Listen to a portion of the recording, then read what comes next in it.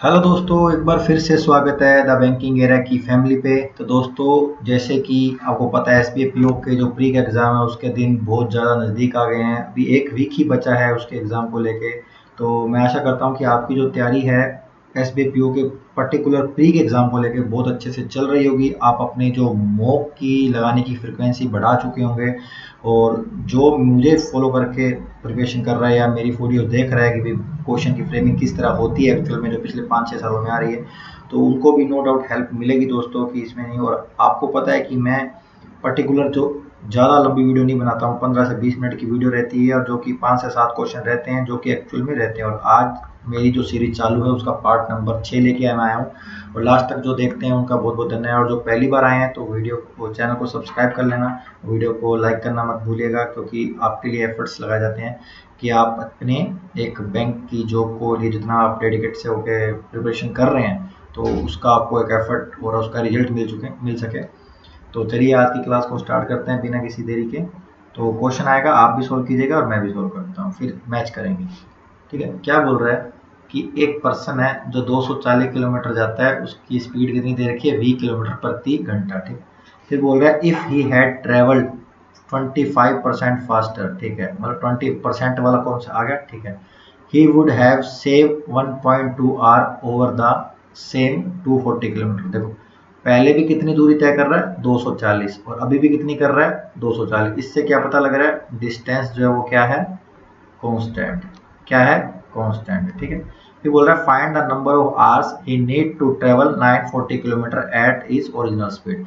जो उसकी original speed थी, ओरिजिनल स्पीड क्या थी, आपको सर वी थी। ठीक है, तो ओरिजिनल स्पीड थी, लेकिन वी आपको इक्वेशन बना, कोई इक्वेशन बनाना चाहता है वो बना सकता है। लेकिन इस क्वेश्चन में एक चीज मैंने जब ऑब्जर्वेशन की कि जब डिस्टेंस सेम होती है, जब डिस्टेंस सेम होती है तो क्या होता है, स्पीड जो होता है इन्वर्सली प्रोपोर्शनल होता है किसके, टाइम के।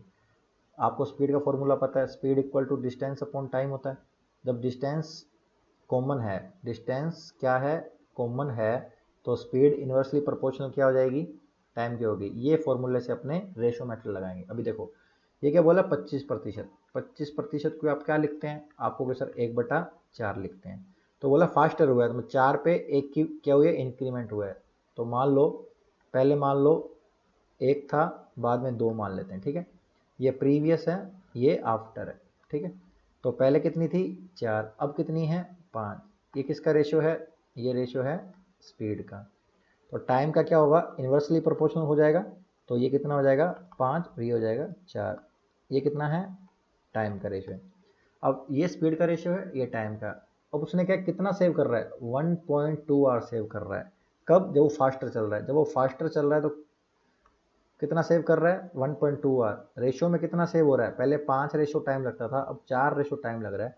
तो 1 रेशियो सेव हो रहा है, और एक्चुअल में कितना सेव हो रहा है, 1.2 आवर सेव हो रहा है। ठीक है, तो एक्चुअल में जो नॉर्मल स्पीड में चल रहा था फास्टर होने से पहले, तब उसको कितना टाइम लगेगा। तो आप कहोगे मल्टीप्लाई करो 5.1, तो पहले लगता था 6 आवर, जब फास्टर हो गया तो कितना टाइम लग रहा है, 4.8 आवर। ठीक है, अब देखो 240 किलोमीटर चलता था नॉर्मल, और नॉर्मल स्पीड कितनी थी, 6। तो उसकी स्पीड कितनी हुई, स्पीड कितनी हुई, 40 किलोमीटर पर आवर। ठीक है, ये पता लग गया। अब बोल रहा है कितने घंटे लगेगा जब वो 940 किलोमीटर चलेगा। तो 940 के लिए टाइम चाहिए। टाइम में क्या, अब ऊपर क्या रखेंगे, डिस्टेंस रखेंगे, और नीचे क्या रखेंगे, स्पीड रखेंगे।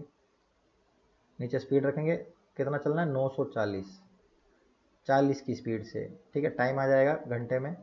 तो 0 से 0 कट हुई, 4 से काट, पहले 2 से काट लो, 47 और 2।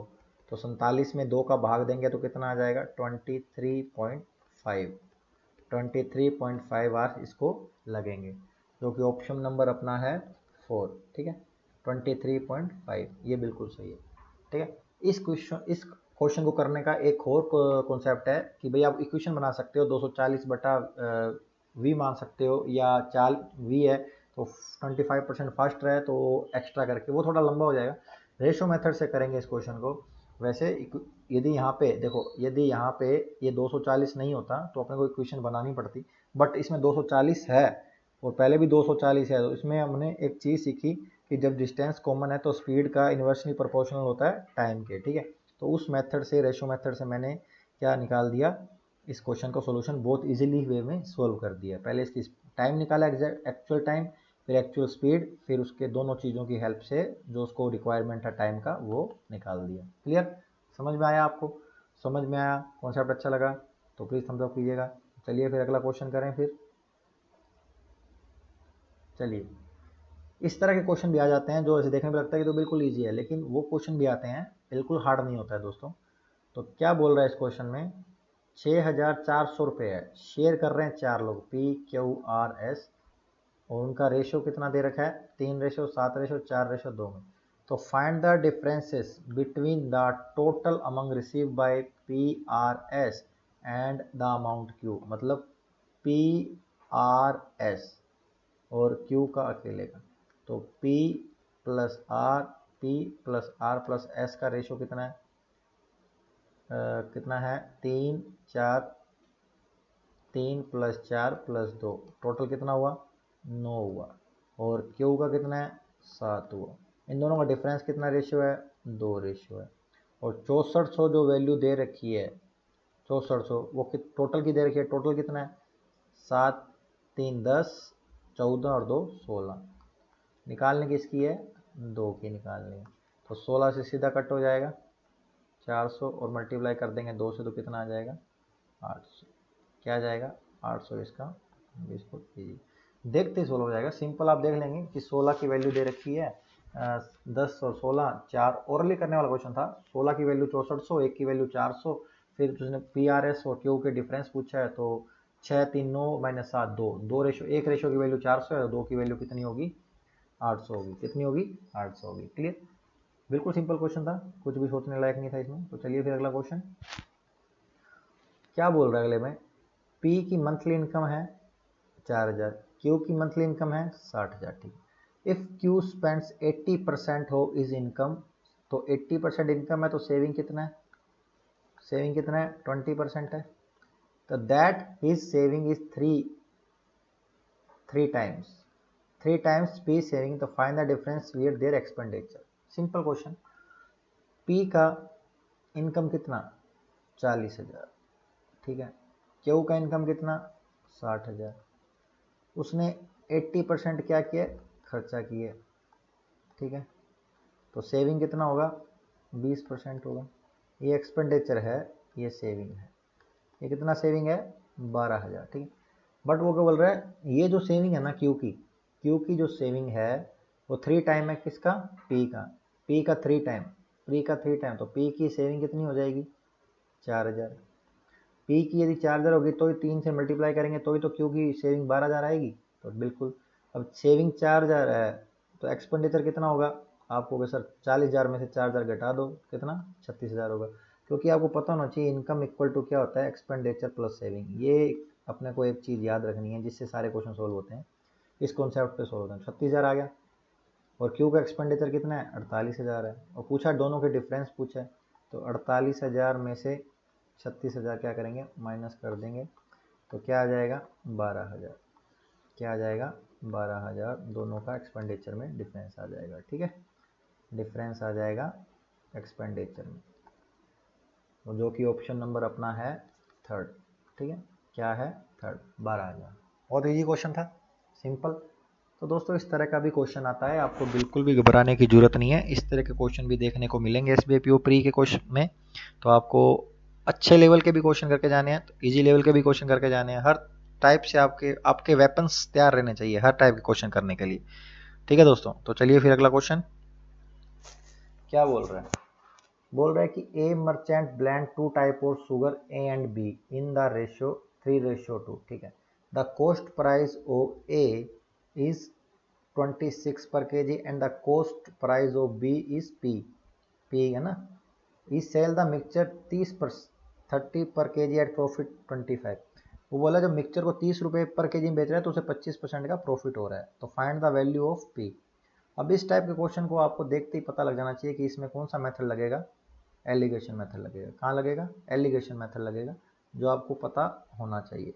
यदि आपकी प्रैक्टिस अच्छी है, आपने कॉन्सेप्ट सीखे हैं, तो ये एलिगेशन मेथड से आपको डायरेक्ट निकालना है। ठीक है, तो यहाँ पे क्या आएगा, एक तरफ आएगा ए, एक तरफ आएगा बी। ठीक है, यदि ए की कॉस्ट कितनी है 26, बी की कितनी है पी, तो यहाँ पे क्या आता है, यहाँ पे आती है नो कॉस्ट नो प्रॉफिट और नो लॉस वाली, no profit and no loss. But अपने पास मिक्सचर का जो प्राइस दिया वो कितना 30 है, तो बेचा 25% प्रॉफिट पे, 1/4, 4 पे 1 का प्रॉफिट, तो प्रॉफिट 5 पे बेचा है, तो 4 क्या होगा इसका सीपी होगा, मिक्सचर का क्या होगा सीपी होगा। तो 5 की वैल्यू कितनी दे रखी है 30 दे रखी है, तो 4 की कितनी होगी 24 होगी। कैसे होगी, 5 को किससे मल्टीप्लाई करेंगे 30, 6, तो 4 को 6 से मल्टीप्लाई करेंगे 24, तो यहाँ क्या आएगा 24 आएगा, क्या आएगा 24, 30 मत रख देना गलत आ जाएगा 30। और अपने नीचे कॉस्ट, और यहाँ पे जो रेशियो आता है वो किसका आता है, जो इसका मिक्सचर का रेशियो है मतलब मिलाने का वो कॉस्ट का, ठीक है। तो 3:2 में मिलाया, 3:2 में मिलाया, ठीक है। क्वांटिटी का रेशियो आता है, जो कॉस्ट प्राइस पे जो क्वांटिटी मिलाई जाती है वो उसका रेशियो आता है। अब ये 3:2 अपने को दे रखा है।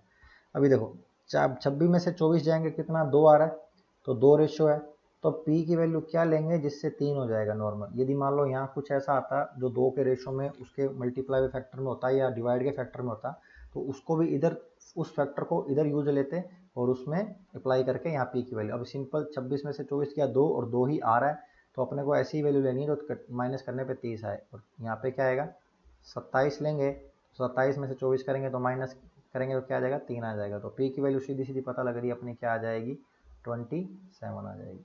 बहुत आराम से आपको मैंने कॉन्सेप्ट बताया। इस चीज़ पे आपने को ध्यान रखना है, no profit and no loss वाली ही वैल्यू डालनी है, ये आपने को बिल्कुल ध्यान में रखना है।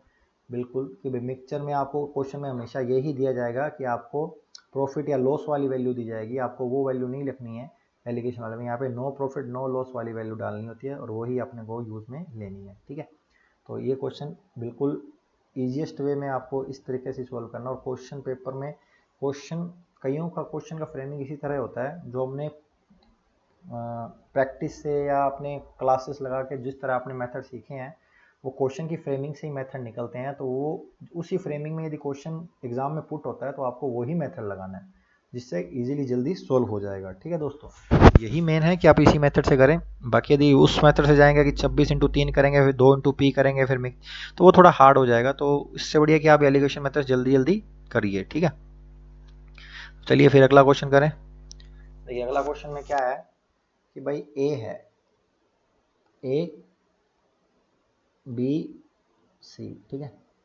ए ने लगाया 15,000 रुपये, बी ने लगाया 20,000 रुपये, सी ने लगाया 10,000 रुपये, ठीक है।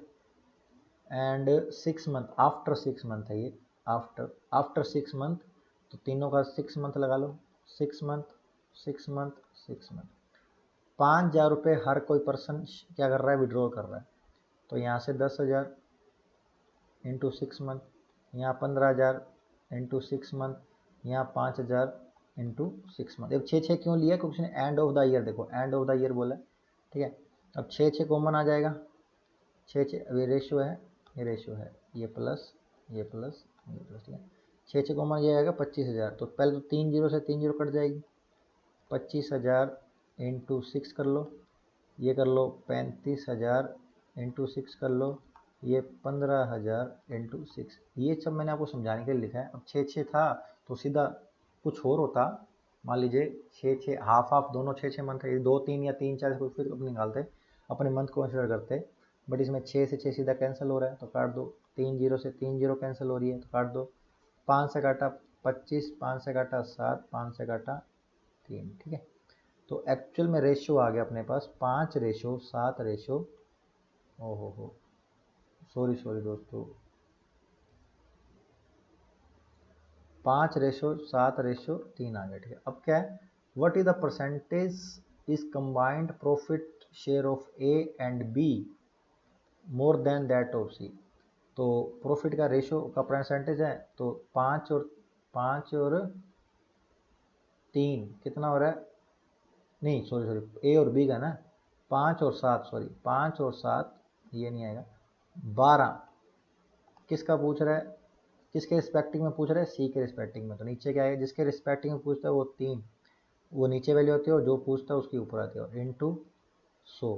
तो 3 से कट करेंगे, 3 चौक 12, तो सीधा सीधा अपने को पता लग रहा है क्या आएगा 400% आएगा। क्या आएगा? 400%, जो कि है ऑप्शन नंबर 5। क्या है? ऑप्शन नंबर 5, 400% इसका आंसर आएगा। देखिए ना, पूछ रहे हैं ना, प्रोफ ए का और बी का कंबाइंड करके सी के रिस्पेक्ट में पूछ रहा है कि सी के रिस्पेक्ट में वो कितना प्रॉफिट का मोर देन होगा, तो 400% मोर देन होगा, जो कि बिल्कुल सिंपल था। एक लाइन का क्वेश्चन था, लेकिन समझाने के लिए थोड़ा आराम से समझाना है कि आपको समझ आ पाए, समझाना मेन चीज़ है। ठीक है दोस्तों, तो ये आपको पता रहना चाहिए।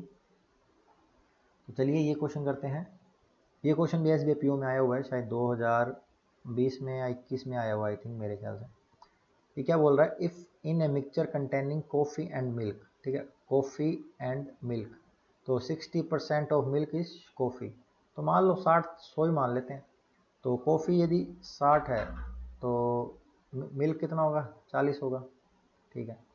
10% of mixture is removed and replace with milk, what will the new percentage of milk? कुछ नहीं है, इसमें से 10% निकाल दो, -6 कर दो, इसमें से -4 कर दो, 56, और इसमें क्या आएगा? 36, बाद में प्लस 10% ही करा है, तो यहाँ पे आएगा 46।